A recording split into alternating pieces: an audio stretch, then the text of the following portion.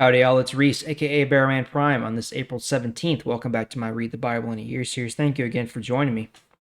Card in the top right hand corner for the rest of the playlist, and please hit that like button, that subscribe button, and that notification bell if you would please. All right, so last few days we've been looking at King Solomon of Israel. We've been seeing how wise and how wealthy and powerful he was. He was, by all accounts, a really great king, just like his father David was. But of course, like his father David, Solomon was not perfect. He's still human, still weak to sin, able to sin, and unfortunately, we're going to skip over a lot of that today. We're going to go straight to chapter 12 in First Kings today, but just a bit of background context. So, uh, while Solomon was very wise and very wealthy and had everything he could want and was devoted to the Lord for a time, Solomon, it's one of those things where it's a slippery slope. As soon as you slip up once or you make one concession that you shouldn't, it just kind of snowballs from there. So Solomon really liked his women. He liked his wives. He had lots and lots of wives. And unfortunately, not all of these wives were God-fearing women. He had more than, let's see, it says here 300 slave women who were like wives to him. That's a lot. And not all of them were devoted to the Lord like he was.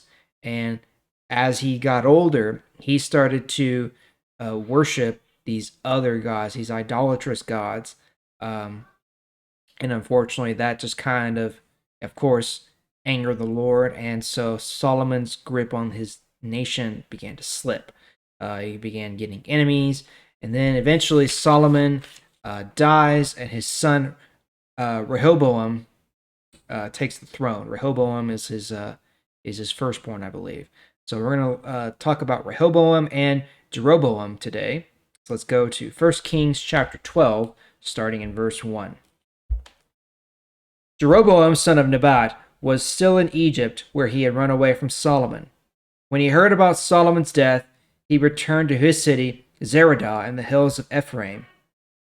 Rehoboam and all the Israelites went to Shechem to make him the king. The people said to Rehoboam, "Your father forced us to work very hard. Now make it easier for us. Stop the heavy work that your father forced us to do, and we will serve you." Rehoboam answered, "Come back to me in 3 days, and I will answer you." So the people left. There were some older men who helped Solomon make decisions when he was alive.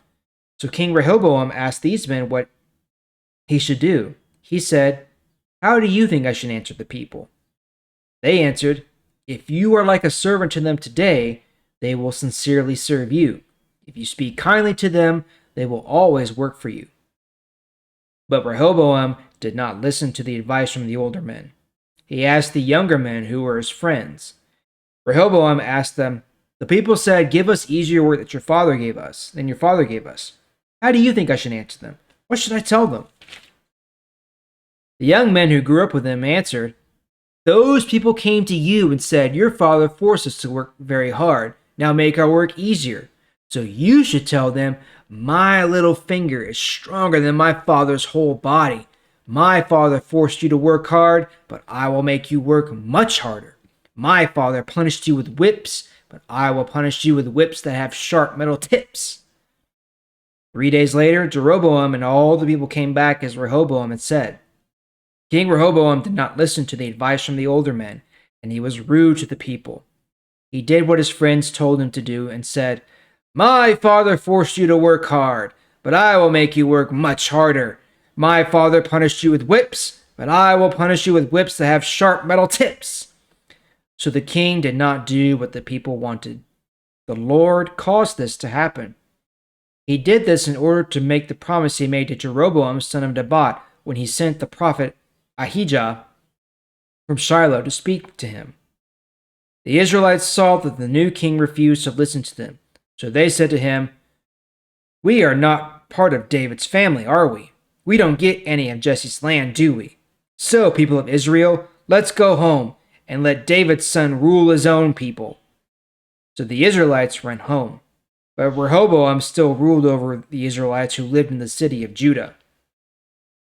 A man named Adoniram was one of the men who directed the workers.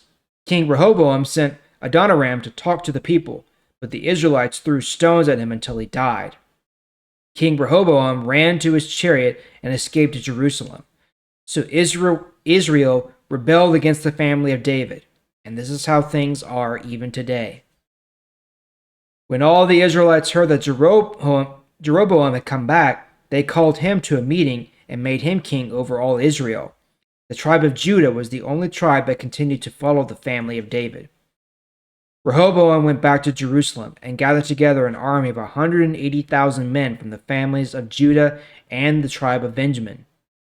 Rehoboam wanted to go fight against the Israelites and take back his kingdom. But God spoke to a prophet named Shemaiah. He said, "Talk to Rehoboam, the son of Solomon, king of Judah, and to the men of Judah and Benjamin. Say to them, the Lord says that you must not go to war against your brothers. Everyone, go home. I made all this happen." So all the men of Rehoboam's army obeyed the Lord. They went home, just as the Lord had commanded. All right, so we are missing a little bit of context here, but we can still see a lot here. So we see obviously that Rehoboam, son of Solomon, did not inherit his father's wisdom, even though the book of Proverbs was written mainly to his son Rehoboam to impart that wisdom to him. Rehoboam just didn't listen, didn't get any of it. He would rather listen to the advice of his friends, the people he knew and trusted and respected, rather than the advice of the elders, the wise leaders, and the ones who had experience and who helped his father rule as well. He was, very much a good old boy kind of a situation here, where he, let his friends have the positions of power and took care of them, and that they kind of, helped build him up too. And so here we see Jeroboam, who is this leader among the Israelites, and he's leading the nation of Israel against Rehoboam. So we have to remember that Israel, though it was one nation at first, and it is today, there was a time when it was actually two nations. There was the larger northern kingdom of Israel, and then there was the smaller southern kingdom of Judah, and that consisted mainly of the tribe of Judah and also of Benjamin as well. So at this point, Rehoboam really has control of just the smaller nation of Judah. That's where Jerusalem is mainly located.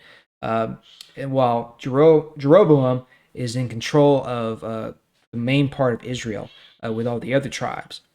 So civil war is threatening to break out. And of course, there's just going to be a lot of this and that, back and forth, pushing, pulling, butting heads among the nation of Israel as we continue forward. So we'll see that tomorrow. Thank you again for joining me. I sure do appreciate it. I'll see y'all tomorrow.